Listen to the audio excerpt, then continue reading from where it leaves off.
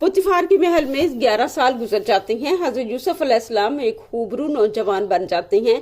महल में हर शख्स उनके हुस्न जमाल और हुस्न इखलाक का शदाई होता है। आप लोगों को अपने फारिग औकात में खुदाई यकता की तालीम देते हैं। जुलेखा हर वक्त हजरत यूसुफ अलैहिस्सलाम को देखती रहती है और उनसे वालहाना मोहब्बत करने लगती है। कारिमा बहुत समझाती है मगर जुलेखा को अपने दिल पर इख्तियार नहीं होता। वो हर सूरत यूसुफ को पा लेना चाहती है। उधर वजीर आजम का इंतकाल हो जाता है और मरने के बाद पोतीफार कानूनी तौर पर हजरत यूसुफ अलैहिस्सलाम को वजीर आजम बनाने का ऐलान कर देता है और जुलेखा से कहता है कि तमाम कानूनी अमूर में युसारसिफ से मशवरा लिया जाएगा और कोई भी अहम काम युसारसिफ के मशवरे के बगैर नहीं किया जाएगा। जुलेखा के दिमाग में कोई तरकीब चलती है और वो हजरत यूसुफ अलैहिस्सलाम को बुला भेजती है। जब वो हजरत यूसुफ अलैहिस्सलाम जुलेखा के कमरे की तरफ बढ़ रहे होते हैं तो रास्ते में एक छोटा सा बच्चा उठाई एक खातून खड़ी थी। बच्चा रो रहा था। आप उस बच्चे को प्यार करते हैं और वो चुप हो जाता है। जब हजरत यूसुफ अलैहिस्सलाम जुलेखा के कमरे में पहुंच जाते हैं तो उसकी खास खादमा दरवाजा बंद कर देती है। जुलेखा कहती है, मुझे मशवरा चाहिए। एक औरत ने अपने खामद से खयानत की है, उसकी क्या सजा होगी?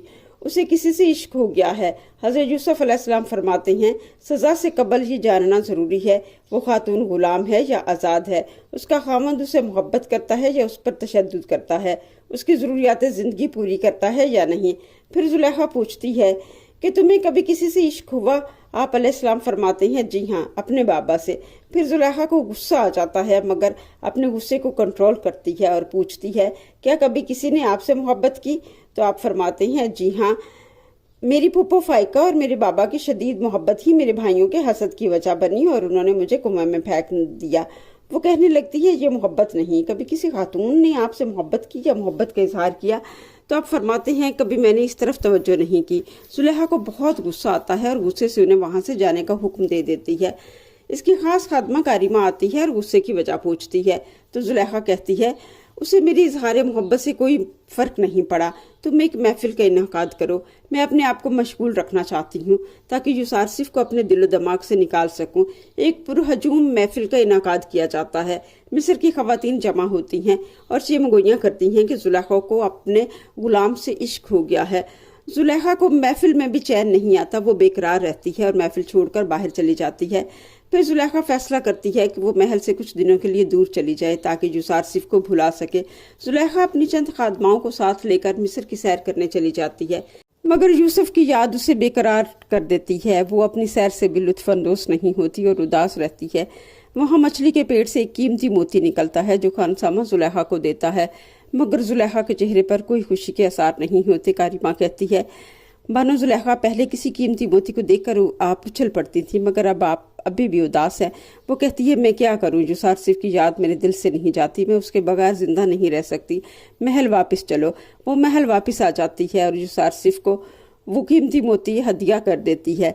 हजरत यूसुफ अलैहिस्सलाम वो कीमती मोती लेकर बेच देती हैं और बेचकर गुलामों पर खर्च कर देती हैं और फरमाते हैं, मुझे इसकी कोई ज़रूरत नहीं है।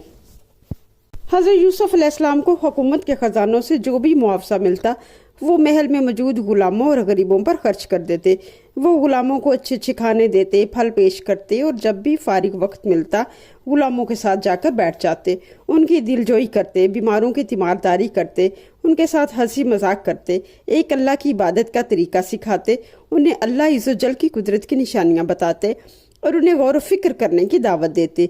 उन्हें बताते लकड़ी और पत्थर के बुत कैसे खुदा हो सकते हैं, वो कैसे किसी को फ़ायदा और नुकसान पहुंचा सकते हैं, वो तो खुद बेबस और मजबूर हैं। कसर के लोग उनसे वालहाना मोहब्बत करने लगे, उनके नक्शे कदम पर चलने लगे।